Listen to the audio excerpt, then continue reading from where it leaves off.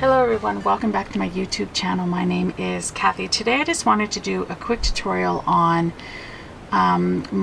basically what I'm calling my go-to card that I make. I find that this card works so well with both sentiments on the front of the card and any images that you want to color, like with your Copic markers or something. So I'm just going to show you kind of what I do to make this card. And what I like to do is I will like to have my cards in reserve so that I can just go and grab one and then maybe add a sentiment or an image on the top of it, you know, as I need them. So I actually make a lot of these cards and just have them ready to go for when I need to grab one. So I always tend to make 4 cards at a time because I do 6x6 cards the most. So I'm just going to show you. I basically went ahead and cut some 12x12 cardstock in 6x12 pieces of cardstock, and I have 4 cards bases basically ready to go. And I just want to give you one tip when you're actually making your own cards at home. When you have a piece of 12x12 cardstock, if you actually bend it one way and then you go and bend it the other way, you're going to find that one of the ways bends a lot easier. And so this is due to the grain inside of the paper. So what I do is, once I determine which way bends easier, which in this case is this way, I'm going to put it into my paper trimmer like this, so that when I go to fold the card, the seam is going to be easier to bend, and you're not going to get as much cracking like near the crease of the card. So that's just one tip that I have for when you're making your own cards. So just bend your paper one way, bend it the other way. Once you know that you want the bend to be in this area, so then you just turn it into your paper trimmer this way. So I basically have 4 card bases ready to go, 6x6. And then what I do for what I'm calling my go-to card is I always pick 4 pieces of cardstock. So I want to have one cardstock that's fairly muted, like not too busy, as my base. And so in this case I picked this kind of mustard paper. I'm using the Indian Summer Basic Gray paper today. So I picked this as my base, and then I want to pick a pattern paper that is quite busy that I like to have. So I picked this one for that. And then usually I want another sort of more solid cardstock, which in this case, and it should contrast well with the other papers so that you can actually see it. So I picked this kind of the browny kind of burgundy tones, and then I usually pick a paper that has either stripes, well actually in most cases stripes in the pattern, and I'll explain why I do that. So these are the 4 pieces of paper that I picked for my card today. And what I'm going to be doing is I'm going to be putting the base down, and I want it to go this way because I'm sort of viewing this as a tree kind of branch. So I want it to go this way. And then what I do is so this is 6x6. And then for the pattern paper that's the busiest, I chose my this one, and what you want this one to be cut down to is 3x6. And again, like, I do all my cutting at the same time so that it's ready to go. So I first cut this page into 4 6x6s, and then I cut 4 3x6s out. And then I used my Martha Stewart stamp, which is this kind of loopy one, to kind of punch out the edges. So what I'm going to be doing with this piece is gluing it down, adhering it down. And again, I've made so many of these cards. So I want this to be that way, so I'm going to just turn it sideways. I use the lines on my Versamat here, which is so helpful to get your edges straight. So I just put it, you know, in the middle, and then I always put this, I decide which one I want to see at the top, because when the bottom of this is going to be covered a little bit, so I want this side to be at the top. So I always put this at the 1/2 inch mark. So you just find your 1/2 inch mark on either side, and then you put it down.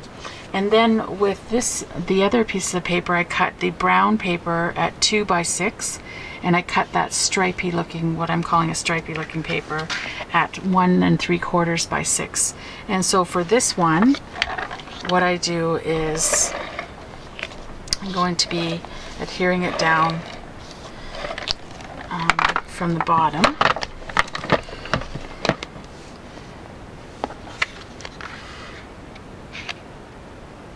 And I usually put this one again at the 1/2 inch mark, and the reason I do that is because I'm going to be putting my sentiment or my image here, so I want quite a bit of space to be able to put it there, so I kind of have it closer to the bottom.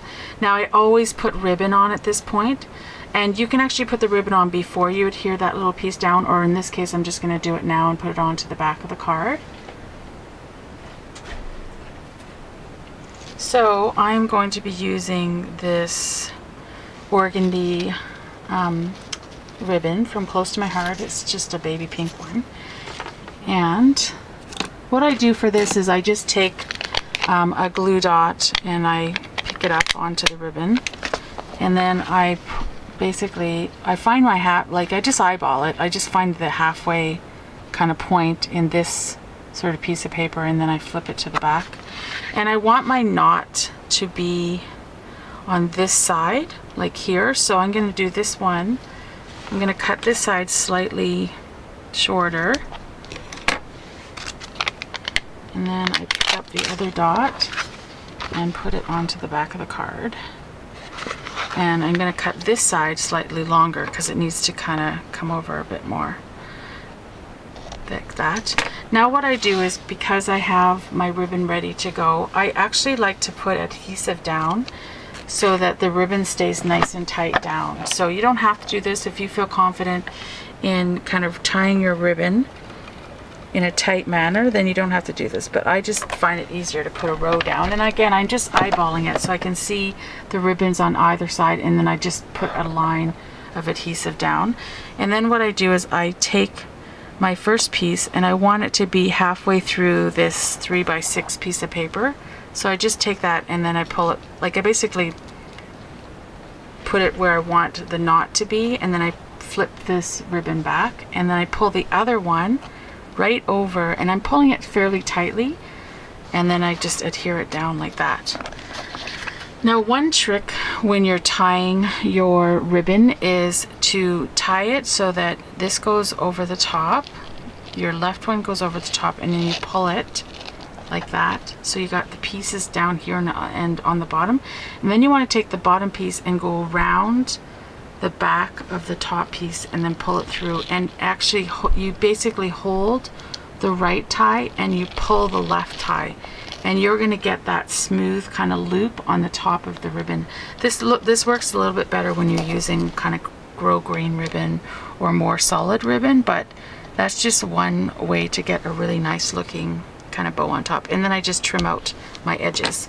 So now this base is ready to go onto the card. So I'm going to be putting it on the card, and then I'm going to be decorating the front. So I will come back once I've finished coloring my image and adding the flowers, and then I'll explain some of the other kind of my go-to kind of ideas or things that I do when I make these cards. So, and when I'm putting the card front on, I open up the card. I find it's easier to open up the card. And then what I'm doing is I'm going to be matching this bottom edge.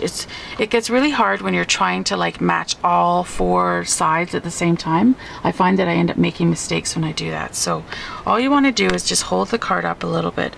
You hold it down to the left edge, and then you put down the right edge. And if you get that line straight, then the rest of it will be straight. And then you just adhere it down. So now it's ready to go.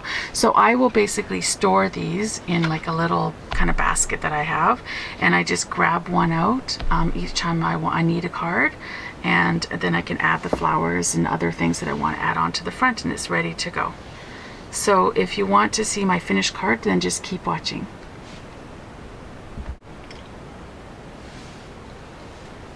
Okay, you guys, so this is one of my completed cards. So I'm just going to talk to you a little bit about what I do when I'm setting up my cards and my layouts. I wanted to put the image over to the right a little bit, and I tend to have this I guess, habit of like putting like a cluster of flowers kind of, you know, on one side of the image, and then I like to round it out on the other side with a few other flowers.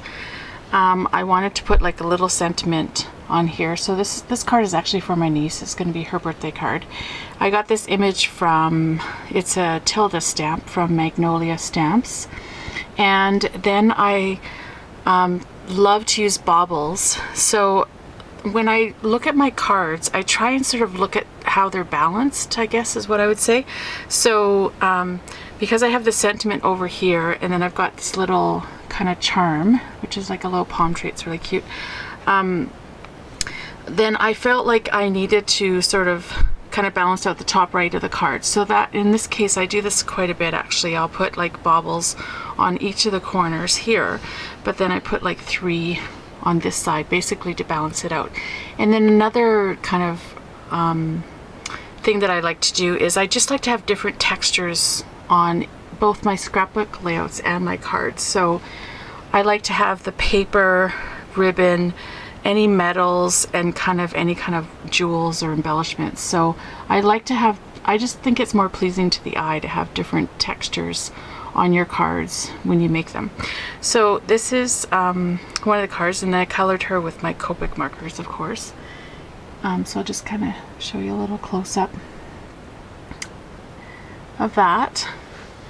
And then I made a second one. This is actually going to be for a nurse on our unit who is retiring. So I just wanted to send her, give her a card for best wishes all in her retirement. So I used one of my sentiment stamps, which is here. And then I pretty much basically did the same layout. Same thing, I did the 3 little baubles up in the corner here. And this nurse that I'm going to be giving this card to really loves frogs, but I didn't have a frog charm, so I'm going to try and go find one at Michael's today or tomorrow, and I'll have that dangling from here. And then inside the card I'll probably stamp happy retirement. So that is the second card, and I always stamp the back of my cards just to, I have several custom stamps that I made saying, you know, that it was my pleasure to make this card or whatever for them. So those are my samples, and now I have 2 more in reserve that I can use for when I need them. So I will just grab them. They're ready to go right here, and I use like the Grosgrain ribbon on these one instead, and they're ready to go, and I can just grab an image or sentiment and throw some flowers on for when I'm going to need another card in the future. So thank you so much for watching, and I really hope that you enjoyed this video, and I'm going to be coming up with a lot more video ideas and doing as many videos as I can. At least 1 a week is kind of my goal for now, because I work full-time. So but yeah, I really do appreciate you watching my channel and subscribing, and I'll till next time, happy crafting. Bye bye.